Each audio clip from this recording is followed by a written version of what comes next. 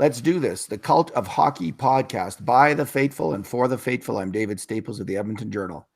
And I'm here today with Bruce McCurdy. Welcome, Bruce. Hey, David. How you doing, man? I'm doing all right.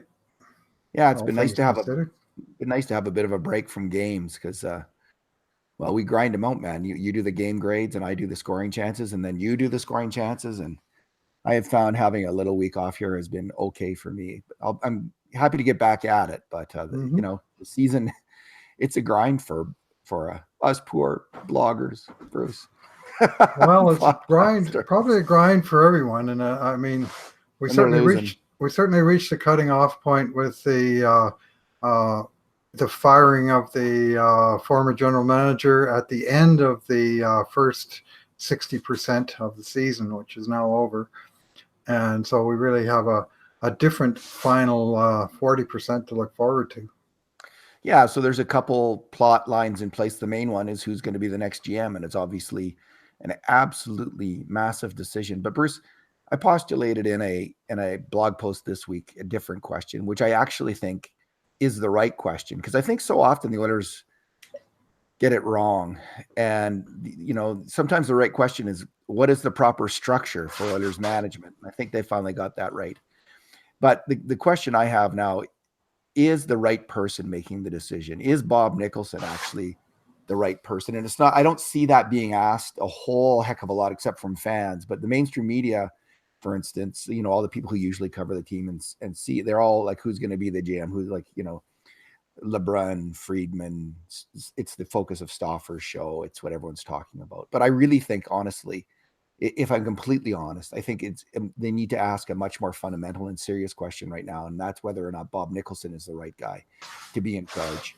And I'm asking this, Bruce, because he was brought in 2014 to do the audit of the Oilers organization and figure out what's, you know, as he said in his last press conference, what's in the water. There's something in the water here. And he's dead right about that. There is something in the water, but he missed it obviously in 2014 because Bruce, he made the exact same mistake in naming a general manager that had always been made in Edmonton, probably forever. He didn't conduct a thorough search of the general managers that were out there.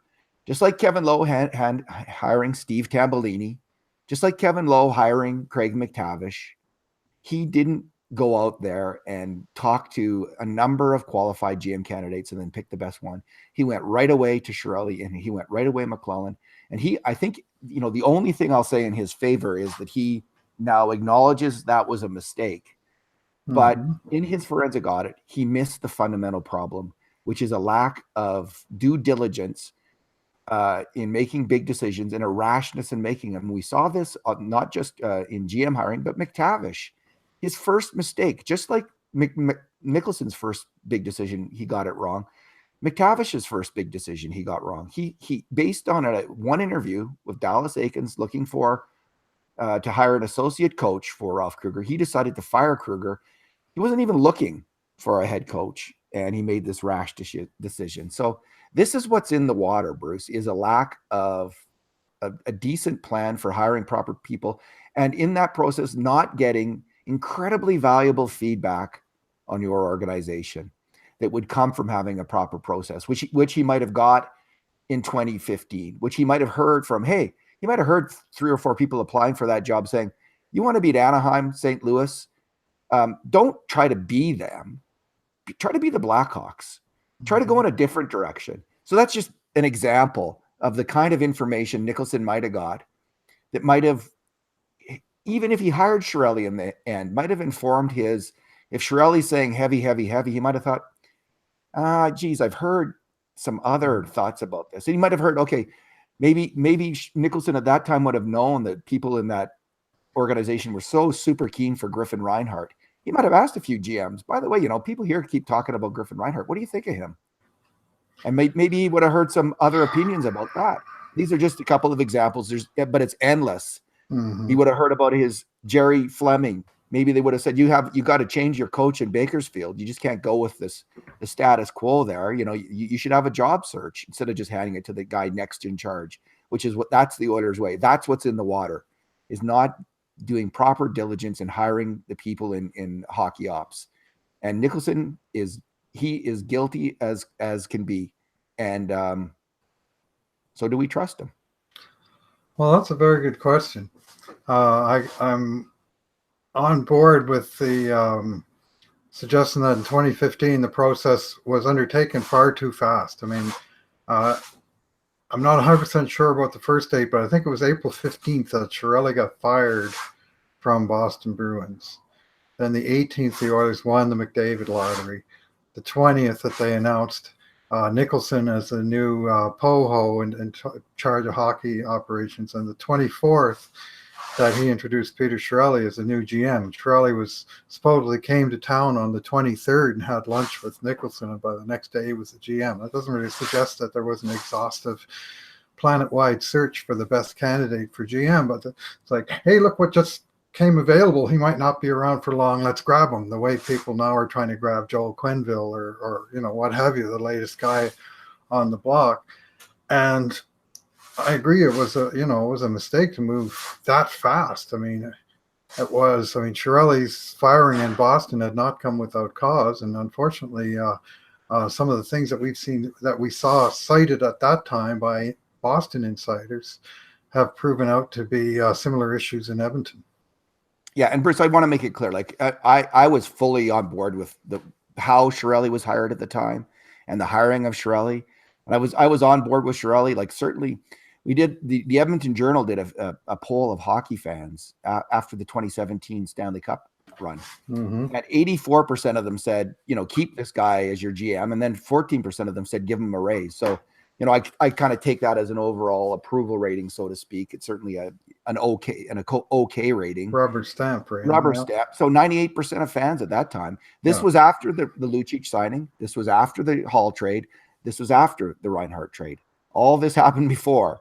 And 98% of fans, and I was one of them. And Bruce, I was not saying fire Chiarelli until the Los Angeles game a month ago. I wanted to see actually how this team he had put together would do under a new coach. And it was when I saw that I made up my mind, okay, fire him.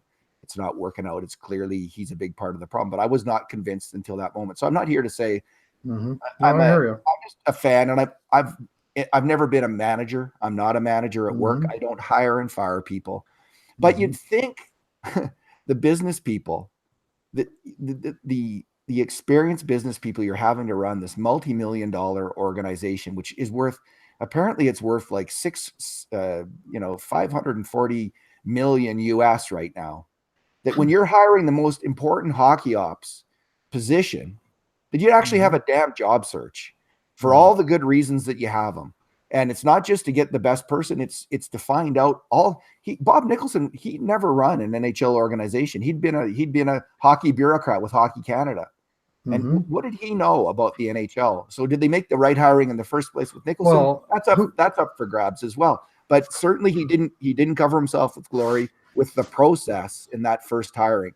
And now, and again, to give him credit though, Bruce, and I do give him credit for this, he is making it damn clear he's going to do the process right this time. And that's a really big relief to hear. And maybe based on he's a smart man. He's obviously, I'm not saying anything bad about him except that process. Maybe based on bitter experience, he'll get it right this time.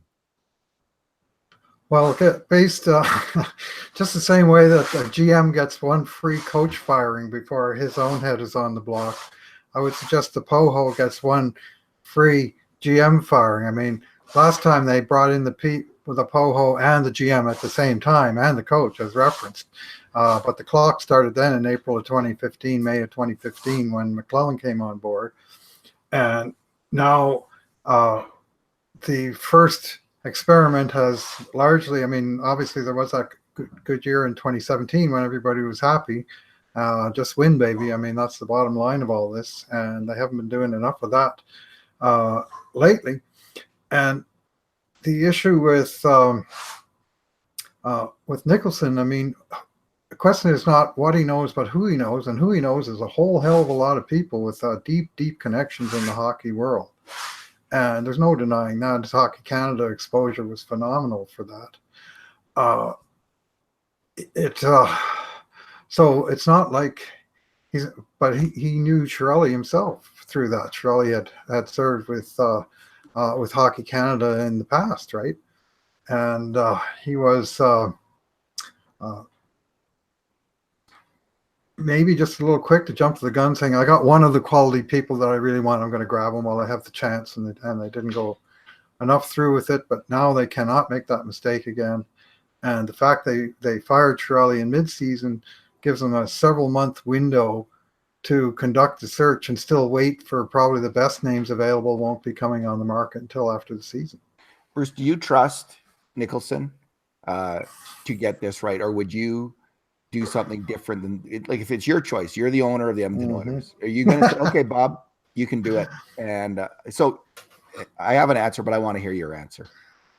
Yeah. If you're listening if you're just on the podcast, Bruce just made a really big face there of decision. Oh, right. Yeah, it's.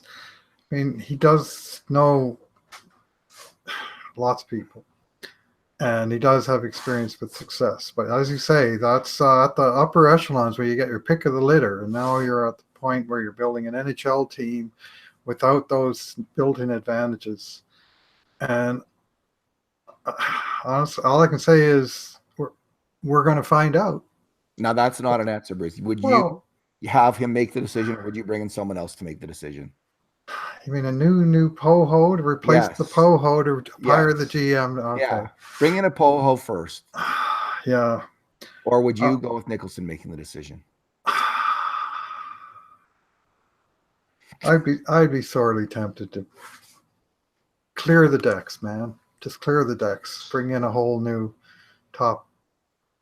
I would clear the decks too. I would do that too. I would say, Bob, thank you very much. And maybe if he's got a role in the business operations like Lowe does, apparently, I would bring in a new guy. I mean, I would just bring in a new guy who knows how to do this and start there. And you know what? Craig McTavish is still VP of hockey operations, Bruce. He's Keith Gretzky's boss. And you know what? I would bring you. I just think, okay, here's the problem. You know, when he made his initial hire, Kevin Lowe and Shirley and others guys had worked with him on the 24 Olympic team, work with Nicholson, and he hired one of those guys. You know, who's going to come in there? You need someone who's conducting that interview who can hear the truth about the organization. And, you know, there's people within that organization, including probably McTavish, who don't like, they have a vested interest. I was just going to use that term. And not hearing the truth or not accepting it. Like, you know, who's ever been running Bakersfield the last few years until you finally brought in Jay Woodcroft, you got it completely wrong. You know, that's the message. Whoever's running pro scouting, who hired those people? You got it completely wrong. So that might be Nicholson himself who's signing off on all of that. And he is like, he's the boss over all of it all. So I just like, are they prepared to hear the truth?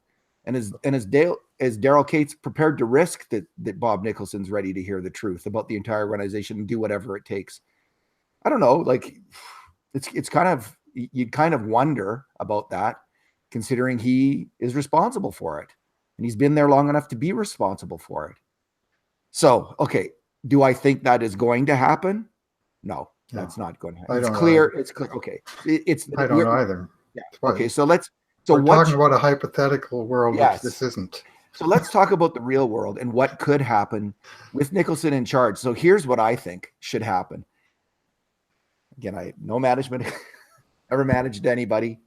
The cult of hockey is a cooperative between all of us working on it. We all mismanage it together. So I'm just a fan. But here's just this one fan. Here's my opinion of what they should do. Based on bitter experience of watching Oilers' previous hires go bad, is if Nicholson's going to do it, bring in some outsiders, experienced hockey NHL people on a short-term contract to be your headhunters, to conduct the hiring search and to give you advice during that process. So it might be, maybe you could hire, if Steve Yzerman won't take the job, would he work with you for 3 months to get the right person? Could you hire Steve Yzerman and 2 other people, could even be quiet, hire those people to be your headhunters and who know that what the hell they're doing, unlike Bob Nicholson, who's just learning on the job. Apparently, like that's what the facts tell us. Learning on the job, bring in people who have done this work, and set up a committee for your headhunting committee, and have them make a recommendation to Bob Nicholson. How does that sound? Well, it sounds a little pie in the sky. I mean, it seems more likely that the experts with experience in the industry are already in-house, and that's potentially part of the problem, as we've already touched on. So to go outside for that, I'd be more than a little surprised. But I would be too, but I don't think it's beyond. I don't think it's. Yeah, you might be right, Bruce. That might be pie in the sky. But on the other hand, and it might be unusual. I don't know if a team's done this. He might even do it informally, though. But and again, to give Nicholson credit, he is learning on the job. Mm-hmm. He's talking. He's admitting to past mistakes and talking about how he's going to change things. So the only thing in this whole process that gives me confidence is that the fact that he's doing that, which I find I find it really encouraging, and I really give him credit for that. So part of that could be for him at least to go to all these people in hockey. You say he's so well connected, he is. Go to all these people and get their advice on how to do this right and what they should be looking for and what they need to address. And he has all those connections. He should be, I suspect he's using them. So that's the one thing that I find encouraging in this whole process. I would like to see it more formal than that, but maybe he's doing it informally. It sounds like he is. Yeah, well, you bring up the case of Jerry Fleming. I mean, if you think back to 2015 when the big changes took place, before that, Todd Nelson had been called up from at that time Oklahoma City in mid-season to replace the fired Dallas Aikens, and Jerry Fleming just stepped up from assistant coach to head coach, interim head coach, to finish out that season. And I don't know if any kind of job search was conducted down there to say, well, is the interim head coach the guy we really want for the next 3 years overseeing our minor league operation, or do we want to revisit that? It just seemed to be laissez-faire. They just left him in there. And it was only this summer that they finally got around to reorganizing the coaching ranks. And frankly, I think the decision to send Jay Woodcroft down to the minors, what I call the reverse Nelson, was an inspired one, and I think he's doing a fine job down there, near as I can tell. And replacing Jerry Fleming, they've improved their coaching. Maybe kept the best coach of the group that got let go from the Oilers, and reorganized. So maybe he is learning on the job. I mean, or maybe that was Chiarelli's move. I mean, presumably there was a meeting at some point. It's hard to know who's responsible for final decisions of that sort, but I think they finally got that one right. You know, they got a number of things right. Nicholson's the Chiarelli era was marked by some good decisions and some bad ones. So and you know, I think they got Keith Gretzky right in bringing him in to run amateur scouting. I think that they got the Woodcroft thing right. You know, and I don't know, like, did they do a wide job search for all these things, or did they just bring in their friend Woodcroft and their friend Gretzky? It looks like they did the old school way of hiring people and did it that way. So, but it just strikes me like in this fundamental job in the organization, this job's big enough that you just need, and certainly with the Oilers situation, the way it's been, you're desperate for this outside input. And again, Nicholson sounds like he's open to that and is willing to learn. And I guess I'll leave it there. I don't know if you have any final thoughts on the matter. I guess only as trivial as wait and see. I mean, we're along for the ride, right? So, I mean, to some point, I'm a fatalist about some of this. And I mean, when Chiarelli first came on board, my big concern then was not did they undergo the due process of a wide job search, as did they bring in somebody who's actually experienced in the job, as opposed to what they've done in the past, which was a rookie Glenn Sather and a rookie Kevin Lowe and a rookie Steve Tambellini and a rookie Craig McTavish, GMs. And he was the first experienced GM to come in here. And I looked at his record and I thought, well, it'd be interesting to follow. Let's try and think along with him. And I mean, a lot of people like to be armchair GM and say, well, he should have done this instead of that. And I'm like, well, what is it he's trying to do? What's he trying to build here? And only last year, I wrote a very critical post about Chiarelli's net result. And then last spring, couple more this year. And I think in the end he deserved to be fired, but it was kind of an interesting game to play. I think it's just why is he doing what he's doing? And in the end, the answer was, I don't know why. It's a very good point that you make, Bruce, and it's why he had such widespread support initial, right? Because again, he was he was an outsider. He wasn't part of the old boys club. Seemingly, I mean, he was in a different way. He was because he was Lowe's friend from the Olympics. They are colleague. They'd helped build the 2014 Olympic team with Nicholson. So that's an extension of that club. But nonetheless, wide experience as a player agent in Ottawa and in Boston. And fairly, those Ottawa and Boston franchises both been successful. So there was, and he had a vision of the team of how to, and he went about doing it. He just turned out to be wrong. And such is life. It was the mid-course corrections that started to get him, and really the trades that he made this year, during the year. And part of this I put on the organization, because the other day I looked up in their team directory and they got two pro scouts listed. Two pro scouts. Oh, heck. Sutter? Dwayne Sutter? Yeah. And who's the other guy? Anyway, there's you wonder, like, you think you got this $80 million, surely you can afford 50,000 or whatever, 100,000, whatever it costs to pay in a couple extra scouts, 2 scouts. I mean, surely either something's missing or too many people are doing double duty. But the trades they made to bring in pros this year, the guys that they brought in this year, from Chris Weidman to Ryan Spooner to Brandon Manning to Alexander Petrovich to Valentin Zykov and all we have, and Colby Cave. I mean, that's the 6 guys, pros, that they brought in during the season. Now, you tell me how much those guys have moved the needle. And instead, what they did was they bloated further the already bloated salary cap, so that the new guy is facing some serious headaches. Like, they got no room to add now, and it is a mess. That clearly they got to get new pro scouts. Like, that's job, that's job 2.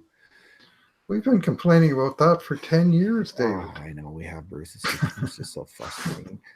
Initially Shirley had some success there. He brought in Maroon and Cassian and Talbot, and a lot of those moves worked out pretty well. So looked like in the short term might have turned around a bit.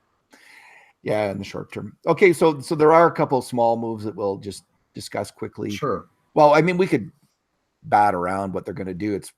I don't know what they're going to do. I mean, job 1 obviously is to clear cap space, and I guess you can do that by, the latest suggestion I hear on the internet on talk radio is this idea of trading away players and eating half their salary or part of their salary, and it's sending a few picks, like moving Lucic with a couple picks and eating some of his salary. And yeah, Lucic, I think, is, you have to ask yourself, he probably, if he's used as a 4th line enforcer, maybe even has one more year. And every year that you have him is one less year of having to eat his contract. You got to pay the full hit. So it's a balancing act, because I'm not convinced that he wasn't just used on the 4th line as an enforcer, who could play a little bit, Ryan Reeves, that's who he essentially is right now, that you might want, because I could just see if they trade Cassian and Lucic and McDavid gets belted, all of a sudden the cry goes up. We need to, get an we didn't need to cover this off. So maybe the plan is to just keep Lucic for one more year and see how it goes. What do you think? I mean, yeah, I'm thinking back to that time that Cassian, as a Vancouver Canucks, smashed Sam Gagner in the mouth with his stick, and the next day the Oilers went out and signed Steve McIntyre. Right? I mean, what did that prove? I would keep Cassian or Lucic next year. Yeah, one of the two. The point being that Lucic is never going to be worth $6 million ever again. But the question the question is, how do you limit the damage? Like, is he more valuable than a replacement level player? Because if you buy the guy out, you're paying most of his salary, and you have to pay the guy who replaces him, right? Like, on a different. I don't think you can. The buyout doesn't work. It's got to be like one of these trading them, eating half, trading these different teams eating a little piece of the contracts as he gets moved around the league. Finally, ends up on the right team who pays about half his salary, half his salary. And that's how this works. And I mean, that certainly should be explored. But I do think they need either Cassian or Lucic on the team next year, and I don't mind Zach Cassian at all as a player. And Lucic as a fourth line player, I don't think I'd mind either. I just don't. There's this temptation of the coaches to keep playing him too high in the lineup. We see it even with Hitchcock. The bigger issue to me is eight defensemen on under contract for basically $2 million and up, and 7 of them coming back next year, with only Alex Petrovich being a expiring contract at the end of this year. So they got to clear out that logjam somehow. And how do you do that? And this recent move, I haven't brought in Brandon Manning. Man, I just can't get past that move in terms of how it made no sense at all on any level. Well, I think on one level it made sense, but I made no sense in terms of who they brought back. I think in who they moved out, moving Kajula, I was good with, Bruce. So on that level, I'm okay with it. Moving Kajula, I'm okay. But bringing in Brandon Manning, oh, come on. I mean, that was just madness. I mean, now that we've seen him play, oh, God. I mean, and it's like now they're talking about Sam Gagner, and I guess to bring in Sam Gagner, who earns what, $3 million next year or something. They'd have to move out Spooner. So that if that's the deal, maybe that makes sense for the Oilers. But I mean, why do you want Sam? You have Cooper Marody. Yeah. He is a right shot center. He's getting a point a game right now. He's 22, I think now. You know, he's proven at the AHL level. He's in the All-Star game at the AHL level. Why wouldn't you go with Cooper Marody over Sam Gagner? Like, why? Unless it's just a salary, you're just trading problems with Spooner and Gagner. But if it's anything other than that, and you're taking any salary, like go with Cooper Marody, man. He's younger. He might get better than some veteran. I mean, who's shown and then, I mean, Kurt wrote the idea. Kurt Levins, our Cult of Hockey colleague, is maybe Gagner at 3C. I haven't seen Sam Gagner play in a long time, but I don't think I've ever seen in Oilers history. There's few players who are less equipped to play center and defense than Sam Gagner. So I don't see how he can survive as a 3C. Unless something radically has changed in his game, and he's devoted himself to blocking shots and winning face-offs and doing all those gritty things that not watching the puck. Not watching the puck. Well, I mean, not only watching the puck. Yeah. So, all due respect to Sam Gagner, I'd love to see Sam Gagner actually on the top power play. I think he could actually lend a lot. His shot could lend a lot on that left half wall. They need a right shooter who can, they're determined not to use Jesse Puljujärvi there for some reason. So, might as well try someone but anyway. Well, as Kurt suggested in his post, the whole idea was trading one problem contract for another. Yes. I mean, they don't have the cap space to take on Sam Gagner if they wanted to, and he was available for free on waivers earlier this year. The idea with Spooner was here's a similar contract, also buried in the AHL. Maybe he might be a better fit for the Canucks, and maybe Gagner might be a better fit for us, or maybe each of them just needs a fresh start and see what happens next, because they're both on the hook for almost identical $3.1 million this year and next. And Spooner actually $4 million. The Rangers actually retained a little bit of it. So, but that deal would make no sense either. Otherwise, because both contracts have negative value at this point. Yeah. Hey, Bruce, I think I hear your feet scraping there, man. Okay. Sorry. No problem. What was I going to say? Yeah. Anyway, what about now? Joel Persson they signed, which is, the one thing I don't understand with him is why they didn't bring him. Maybe he didn't want to come over this year, but that was an option for bringing this. He's the second leading scoring defenseman in the Swedish Elite League. He's a veteran player. When Klefbom goes down, again, this is why are you looking at bringing in Sam Gagner when you have Cooper Marody, who's excelling at the AHL level, and you have a player who's killing it in the Swedish league and can run a power play. He's a right shot guy. He can run a power play. He runs a power play, and Klefbom goes down. Why? I don't get why they didn't bring him over this year, unless he really didn't want to come this year, and that wasn't hard to know. I mean, without seeing what the loan agreement between the Oilers and Show, whatever Lakers. Yeah, how do you pronounce that? I'm sure I got it wrong too. Yeah. without seeing the loan agreement, there's really no way to knowing. But you would think that when you lose your power play quarterback, Swedish defenseman, and if you've got another power play quarterback, Swedish defenseman already under contract, then wouldn't that be a different option than Brandon Manning and Alexander Petrovich? The guy can actually move the puck. I mean, that's what they've been missing is puck movers. Now, I'm not sure. He's probably not ready, and I understand the reason they loaned him back. They wanted to see if he could repeat at the Swedish league level, and he's done that. And he's done that on a much weaker team without the wonderful Elias Pettersson, who was the recipient of some of Pearson's passes last year and turned them into points. This year, no Pettersson. Vio has dropped down the standings, but our man Pearson is still putting up the points. He's second in the league again in scoring. So it looks like he's legit. I like the signing. I liked the signing originally. I thought it was an inventive move by Chiarelli with very little risk to actually obtain a player that had no acquisition cost. They just signed him, and I see him potentially helping the team. In all fairness, I doubt that he would have probably been enough to turn thing around in Clefbaum's injury situation, but it's interesting that they didn't even try it. Yes, I mean, considering the alternatives have turned out to be Petrovic and Manning, and it took them a while to make a move as well. I mean, we did get to see Caleb Jones, who I thought was really strong in the cameo performance. Started to make some major errors on goals against and got sent down.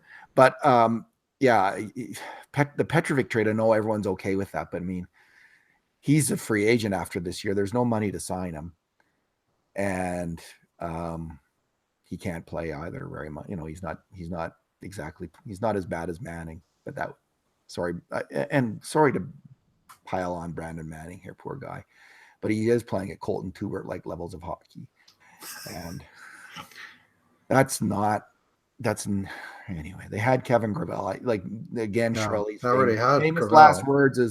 famous last words from Peter Chiarelli is, "Yeah, we think that he's going to be an upgrade on Kevin Gravel, and it's not close." So, and Gravel is signed at basically league minimum, and it's expiring at the end of the season. And now they got no place to put him. If they even wanted to re-sign him, they won't, because they already got 7 guys coming back at $2 million plus, right? I mean, here's one for you, Bruce. Let's leave it on this. A tough question. Would you? Okay. And it's probably premature because we're going to have a lot more in terms of the Oilers being a buyer or a seller. We'll know within 5 games, I think, what they're going to be. Obviously, it's going to be really. Well, maybe it won't be. Maybe they'll still be 3 points out 5 games from now. I guess that's a distinct possibility. But Chason, would you move him at the deadline? Let's say they're 4 points out or 5 points out at the deadline. Would you move Chason then? And my vote is definitely. Yeah. Yeah. You know what? The shooting percentage stuff, and to give the so-called analytics guys credit, this is one of the things that they raised in a big way, which is proven out to be true time and again. Someone with a really high shooting percentage, there's major question marks around that. And I mean, I think you can cash in on Chason, and maybe could you even get a 2nd-round pick for him at the trade deadline? I would do that in a second. And if he wants to sign here in the summer, sign. He can still sign here, but I would be very interested to see what he does on another team. And not everyone has shown they can play with McDavid, but I think that he's gotten a huge bump from that, and so I would definitely move him. He's actually had tougher time playing with McDavid than he did playing a bit further down the lineup. In my view, he's not a good fit with McDavid. Actually, I don't think. Which I've said, but I'd be a little reluctant to trade him because he's, the team doesn't have enough NHL wingers, and I think he's shown this year that he's an NHL winger. He is making the league minimum. He's got a few points in his favor. He's got size. He screens the front of the net well. He's useful on the power play. He's a right-handed stick on an all left-handed power play. He's I like him as a player too, Bruce. I just think you can sign him this summer Yeah, well, you'd be giving up on the playoffs a little bit, I think. I mean, that's a kind of player. He's a rental. You just keep him and rent him yourself, If you're or you 5 points, say, this is being 5 points out at that point. So yeah, well, this goes back to really what we spoke of earlier. It's 3 weeks from now is the time to really yeah, let's talk say about it where then. where are we at in terms of trade deadline. If we're 5 points out, it's one equation. If you're 2 points out, it's another. And if you got healthy lineup, it's a third. It's there's just too many variables to really do much more than generally anticipate the trade deadline. As opposed to, Yeah, are because we a buyer or a seller? I can't tell you that today. So all the other questions are spill off of and that. we'll know tomorrow, I guess, if Oscar Clefbaum's coming back, or the next day we'll know soon if Mm-hmm. Oscar Clefbaum's back. If he's back, they're going to win 10 in a row, right? So 100%. yes. Well, then Shirley can say, Oh, you yeah. fired me too early. You didn't give me a chance. All right. Thanks, Bruce. Thanks for talking. All right. And just a shout out to Edmonton Oilers head coach Ken Hitchcock for being named to the Order of Hockey in Canada. Among just 27 people so honored, and it's a very wide net they cast, men and women, and all the way from players to coaches to executives to builders to you name it. So he's in the upper echelon of an award that's only been awarded now for 7 years. So he's a key congrats to member him. of the Edmonton School, right? Like as a Absolutely. representative of the Edmonton School of Hockey, which is a real school built around Claire Drake Yep. and all his disciples. Claire Drake is in there. Another guy nominated today was George Kingston, another Claire Drake disciple. Way to go, Hitch. Thanks, Bruce. Yep. Thanks for listening, everyone. And in the meantime, and in between times, this has been another edition of the Cult of Hockey podcast.